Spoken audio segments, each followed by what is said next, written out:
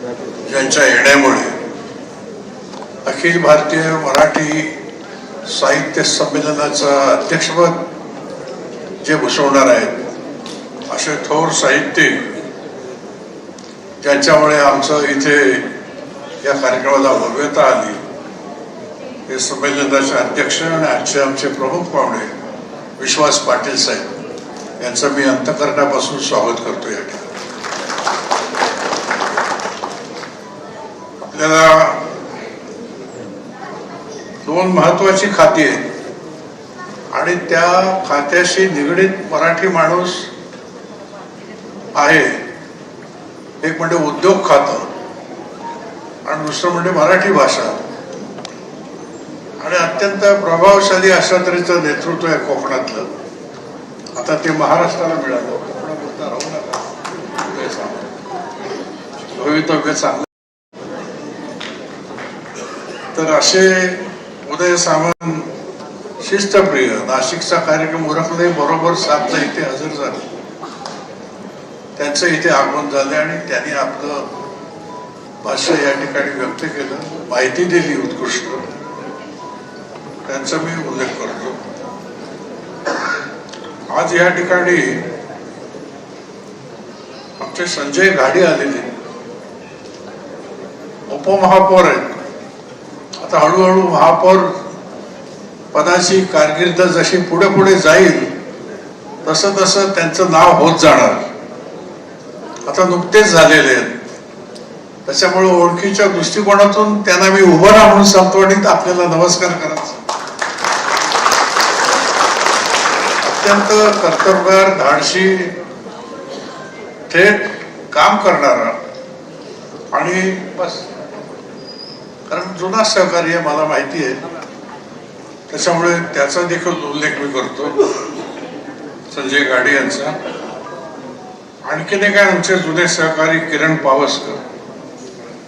किरण पावसकर हे आमच्या जुन्या शिवसेनेमध्ये अत्यंत प्रभावीपणे कामगार चळवळीमध्ये अग्रेसर असणारे व्यक्तिमत्व. आज देखील ही सगळं बघतात आमचे सचिव आहेत किरण पावसकर.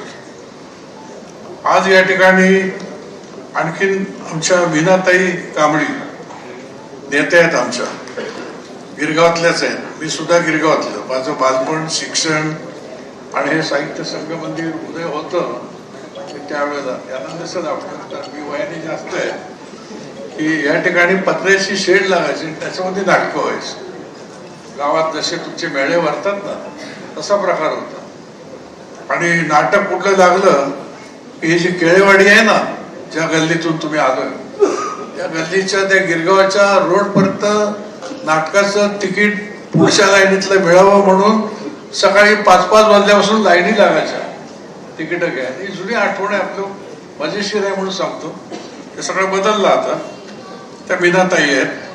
त्याच्यानंतर आहेत किरण शीतल म्हात्रे, ही आता नगरसेवक होती, त्या पक्षामध्ये काम करते.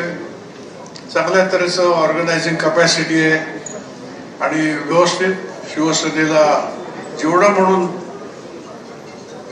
मजबूत करता येईल तेवढं करण्याचा ते प्रयत्न करते, तिचा उल्लेख करतो. आता कृष्णा विश्वासराव BST चेअरमन, जरा हे पुढे पहिल्यांदाच कार्यक्रम आहे अजून तुझी BST वगैरे.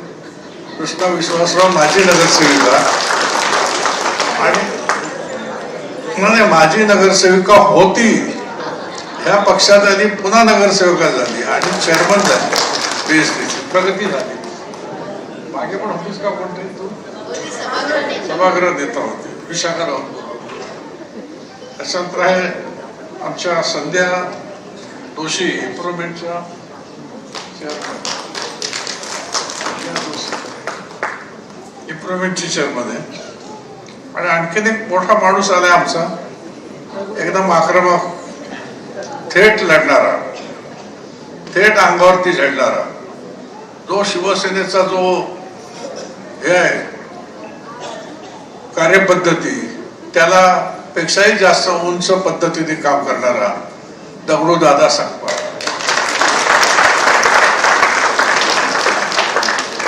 राहुल शेवाळे त्यांनी बघितलं, व्यवस्थित विस्तृत आपल्या समोर मांडले.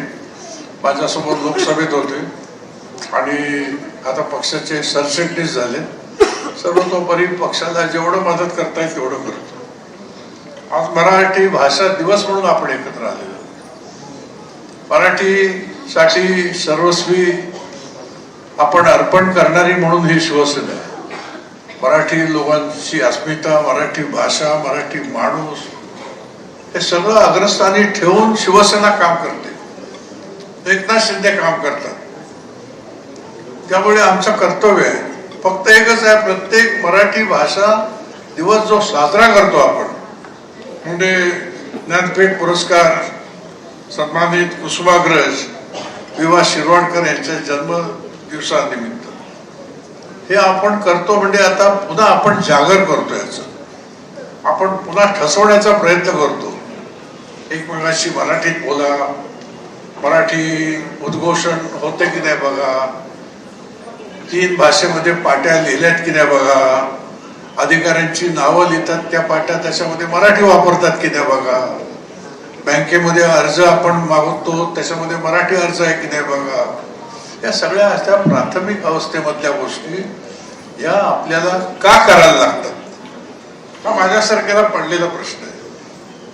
आणि त्यासाठी मराठी भाषा दिवस घ्यायचं आणि तुम्हाला पदोपदी सांगायचं की हे करत जा.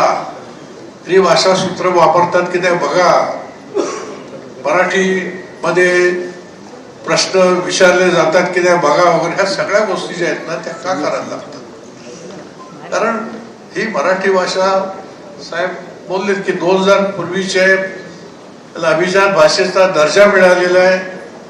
ही भाषा छत्रपती शिवाजी महाराजांची होती, स्वातंत्र्यवीर सावरकरांची होती, डॉक्टर आंबेडकरांची होती मातृभाषा, लता मंगेशकरांची होती, भारतरत्न विजेत्या सचिन तेंडुलकरची होती,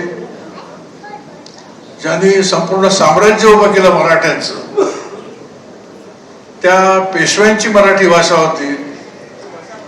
आणि आणखीन एक सांगतो, कदाचित विश्लेषण करतील आपल्या भाषणात विश्वास पाटील साहेब, की ब्रिटिश, कारण आपण तंजावर पासून काश्मीर पर्यंत, अटक पासून कटक पर्यंत हा एवढा विशाल भारत आहे. त्या भारतामध्ये पेशव्यांनी मराठ्यांचं साम्राज्य उभं केलं होतं.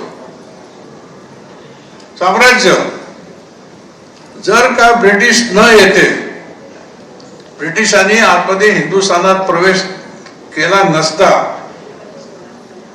तर हे साम्राज्य जे आहे मराठ्यांचं हे लयाला गेलं नसतं.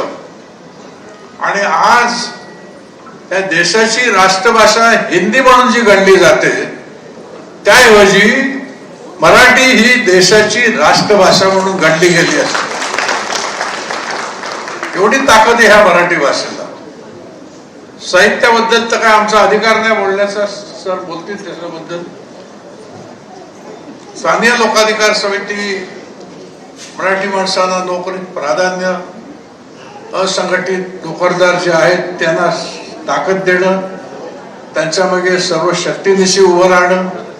त्याच्यामध्ये बँका असतील, विमा कंपन्या असतील, तेल कंपन्या असतील, रेल्वे, गोदी, एअरलाईन कंपन्या, संशोधन संस्था, प्रशासकीय, निमशासकीय महामंडळं आणि ह्या अशा आस्थापनेमध्ये आता आमच्या लोकाधिकार समित्या आम्ही त्याची युनिट सुरू केलेली आहे. आता सगळ्यांना माहिती आहे जुनी मंडळी आहेत. आणि आम्ही जे माय धरणी ठाय म्हणतात ना ते सुरू केले सगळीकडे पूर्णपणे. आम्ही अनेक ठिकाणी निदर्शने केली, घेराव केले. लोकाधिकार समितीची पुनर्बांधणी करून 4 महिने झाले. 9 ऑक्टोबरला स्थापन केले आणि आता 4 महिने झाले. पण मराठीचं जागर जो असतो ना त्या ठिकाणी, आणि रिझर्व्ह बँकेतल्या गव्हर्नरची जर पाटी फक्त हिंदी आणि इंग्लिश मध्ये असेल तर ती मराठीमध्ये सुद्धा लागली पाहिजे. म्हणून त्या ठिकाणी जाऊन आव्हान देण्याचं काम शिवसेनेच्या वतीने त्या आतमधल्या गव्हर्नर केबिन मध्ये लोकाधिकार समिती करू शकते. एवढी ताकद आतमध्ये असणाऱ्या या लोकाधिकार समितीची. मी 50-60 वर्ष होतो त्याच्यावर, आता आलो इथे. त्याची विशिष्ट कारण आहेत. मी काय, राहुल काय, सगळे आले, दगडो दादा आले, सगळे संजय आले, सगळे आलेले. विशिष्ट कारण आहे. पण हे खंडित नको व्हायला हे काम, म्हणून मी ती लोकाधिकार समितीची पुनर्मांडणी करून ती जोरात चालू आहे. त्रिभाषा सूत्राचा अंमल झाला 1964 साली. 60 साली भाषावर प्रांतरचनेमध्ये मराठी भाषिकांची महाराष्ट्र राज्य झालं आणि भाषावर प्रांतरचना झाल्यानंतर मराठी भाषा ही महाराष्ट्राची राज्यभाषा म्हणून 1964 साली ही जाहीर झाली, ही अधिकृत झाली. शासकीय कार्यालयामध्ये अधिकाऱ्यांवर सगळ्यांना मराठी कंपल्सरी आलं पाहिजे, त्यामुळे या सगळ्या गोष्टी आल्या. आता अभिजित भाषेचा दर्जा सांगतो मी. 90 पासून जवळजवळ 4 टर्म, 90, 95, 99, 2004, 2009, 2004 पर्यंत 4 वेळेला मी आमदार होतो. त्या 4 वेळेच्या आमदारकीच्या काळामध्ये आम्ही शिवसेनेची माणसं, आम्ही मराठी करणारी माणसं अभिजात भाषेबद्दल आम्ही पाठपुरावा करत होतो. सत्ता आमची नव्हती. एकदा आली होती मनोहर जोशी झाले तेव्हा मी पण मंत्री होतो. पण तत्कालीन जे मुख्यमंत्री होते त्यांच्या प्रायोरिटीमध्ये मराठीचं अभिभाषा मागणी करणं जे होतं ती वृत्ती नव्हती. ते मागत नव्हते आणि ते तिकडून प्रतिसाद देत नव्हते. पण खरोखर ज्याला स्पिरिटेडली काम करणारा जो व्यक्ती असतो तो ज्यावेळेला ह्या अशा आपल्या मराठी बाण्याच्या संदर्भात विचार करतो तेव्हा ते स्पिरिट दाखवलं गेलं. एकनाथ शिंदे यांनी मुख्यमंत्री असताना त्याचा पाठपुरावा, त्या पाठपुराव्याचं तुम्ही आता उदय सामंतने आपल्याला सांगितलं कसं करावं लागतं, काय करावं लागतो. ते जुने सगळे रेफरन्सेस कसे काढायला लागतात, शिलालेख कसे दाखवायला लागतात, जुने ग्रंथ कसे दाखवायला लागतात, या सगळ्या गोष्टीमुळे 3 ऑक्टोबर 24 का 23ला मिळालं. 23ला आपल्याला अभिजात दर्जाचा मान मिळाला. हा आपल्या दृष्टीने आणि शिवसेनेच्या दृष्टीने आणि आमच्या शिवसेनेच्या एकनाथ शिंदे साहेबांनी जे काम केलं त्याच्या दृष्टीने त्याबद्दल आज मराठी भाषा दिनानिमित्ताने आम्ही त्यांचा इथे सत्कार करणार होतो, पण ते आले नाहीत. परंतु त्यांचा हा मान आहे. या ठिकाणी विश्वास पाटील साहेब बसलेले आहेत. मी अनेक वेळेला मंत्री असताना, आमदार, विशेषतः आमदार असताना त्यांच्याकडे जाण्याचा योग आला. SRAचे CEO होतात तुम्ही, कळलं की म्हटलं एवढं मोठं गडबडीचं काम आहे, भानगडी एवढ्या लोक, शिष्टमंडळ एवढी, मोर्चे एवढे, त्याच्यामध्ये ह्यांना वेळ कधी मिळतो, लिहितात कधी, संशोधन कधी कसे करतात, काय म्हणे मोठं त्यांच्याबद्दल आपुलकी वाटायला लागली. ते सगळं करत करत त्यांनी मी त्यांची अनेक पुस्तकं वाचलेली, झाडाझडती वाचली. त्याच्यानंतर सगळ्यात महत्वाचं मला ते महानायक सुभाषचंद्र बोस परदेशात गेले, बर्लिनला गेले. त्याच्यानंतर त्या ईस्टर्न भाग जो आहे तुमच्या एशिया खंडातला, त्या भागात तुम्ही सगळे गेले. सगळे जवळजवळ 68 इतिहासकार आणि संदर्भ ह्याच्या भेटी घेतल्या आणि जे खरी माहिती, संशोधन एवढं अचूक आणि लिखाण त्याच्याही पेक्षा चांगलं. महानायक जे आहे ना, म्हणजे हे वाचल्यानंतर आहेत ना की ह्या देशाला स्वातंत्र्य मिळण्यासाठी असंख्य स्वातंत्र्य सेनानीची आठवण येते. त्याच्यामध्ये यांचं महानायक सुभाषचंद्र बोसांचं महानायक पुस्तक वाचल्यानंतर एवढं मनामध्ये आपल्या बसलं की हा खरोखरच ह्या सगळ्या स्वातंत्र्य चळवळीतला महामेरू, महानायक म्हणजे सुभाषचंद्र बोस आहे, हे फक्त प्रेझेंट करण्याचं काम यांनी केलं. आणि दुसरं ह्यांच्याबद्दल पानिपत म्हणजे मराठे हरले एवढीच फक्त थोडक्यात माहिती मिळते आपल्याकडून, म्हणजे पसरवलं जातं. पण मराठ्यांचा पराक्रम जो होता त्या पानिपतमध्ये त्याचं अप्रतिम वर्णन त्यांनी केलेलं. पानिपतचं रणकांड त्याच्यामध्ये केलेलं एवढं संपूर्ण त्यांच्याकडे त्यांचे अनेक पुस्तकं वाचलेली आहेत मी. त्याच्यामध्ये तुमचं ते क्रांतीसूर्य, तो एक पुस्तक, अनेक पुस्तक आहेत, जवळजवळ किती पुस्तकं आहेत माहिती, पण जेवढी आता वेळ मिळतो तशी वाचत जातो, पण त्याबद्दल ह्या माणसाबद्दल अत्यंत आत्मीयता वाचते. आज मराठी भाषा जगातली 10वी, पण सगळ्यात जास्त ज्या भाषेत बोललं जातं ती जगामध्ये 10 क्रमांकाची भाषा मराठी आहे. मी काढली आहे माहिती, काय ते आपण बघूया नंतर. भाषा मंत्री आहेत त्यांना मी देतो किंवा माझी माहिती आहे, तुम्ही तपासा. आणि भारतामध्ये ही 4थी सर्वाधिक बोलणारी भाषा आहे. भारतामध्ये 4थी सर्वाधिक बोलणारी. आता ह्या सगळ्या गोष्टीवरून आता शेवटी सगळ्या गोष्टी ह्या राज्य सरकारने केल्या. त्याच्यामध्ये सगळ्यात मोठं जय जय महाराष्ट्र माझा हे शाहीर साबळेंचं गीत जे आहे, त्याला राज्य मान्यता दिली आहे ह्या सरकारने आपल्या. किती ते गीत, शीर्षक गीत ऐकल्यानंतर आपल्याला आनंद वाटतो, जोश निर्माण होतो, ते सुद्धा आपल्या सरकारने केले. त्याबद्दल उदय सामंत आपल्या सरकारचं मी अभिनंदन करतो. शेवटी जाता जाता या ठिकाणी मराठी भाषा दिनानिमित्ताने आपली जी काही कर्तव्य असतात, कर्तव्य म्हणण्यापेक्षा आपला जो अधिकार असतो तो तुम्ही राबवायचा.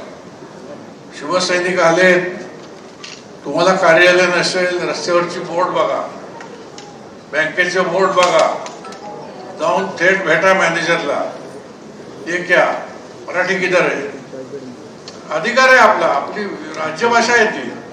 आणि कार्यालयामध्ये लोकाधिकार समिती आहे, तुम्ही सुद्धा तेच बघा, तुम्हाला सुद्धा जाऊन विचारायला लागेल.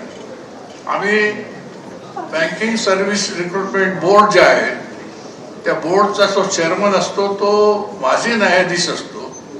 त्याला जाऊन भेटलो आणि सांगितलं, बा इथे महाराष्ट्रामध्ये बँकेत नोकरी करायला 80% मराठी माणसं घ्यावी लागतात. तो बोला ठीक आहे मी घेईन, पण ते त्यांना कॉम्पिटेटिव्ह एक्झामला तुम्हाला पास त्यांनी झालं पाहिजे. म्हटलं ते होतील. म्हटलं आम्ही त्यांना ट्रेनिंग सुरू केलं. कॅन्डिडेटना विनामूल्य आम्ही प्रशिक्षण द्यायला सुरुवात केली. आता नंतर मी विचारलं, मग तो मराठी आहे किंवा नाही. म्हटलं कसं तुम्ही ठरवणार. तो आम्ही विचारू ना, तुला मराठी येते का. म्हटलं तो होय बोलणार. तसं नाही म्हटलं, आम्हाला एक पॅरा त्याला मराठीमध्ये वाचायला द्या आणि त्या पॅरावरती वाचायला दिल्यानंतर त्याला प्रश्न विचारा. त्याला तो जर पॅरा समजला तर व्यवस्थित उत्तर देईल, व्यवस्थित उत्तर दिलं नाही तर तो मराठी नाही म्हणून समजा आणि त्याला नोकरीसाठी अपात्र करा. हे त्यांनी मान्य केलं त्यावेळेला. हे का सांगतो तुम्हाला की एवढा आग्रह करण्याचं काम लोकाधिकार समितीने आपल्या पुढील कार्यकाळात करावं. मराठी भाषा दिनाचा आजचा हा जो श्रीदिन आहे त्यानिमित्ताने आज एकनाथ शिंदे यांचं आगमन इथे होणार होतं. श्रीकांत शिंदेचं, त्यांच्या जो एकदम जवळचा पी आम्ही सर्वजण ओळखतो, त्याच्या मातृत्वाचं निदान झालं. त्यामुळे ते तिथे अडकलेले. त्यामुळे आम्ही आपल्या समोर येऊन आमची मतं व्यक्त केली. त्याबद्दल आपल्याला मी धन्यवाद देतो. जय हिंद, जय महाराष्ट्र.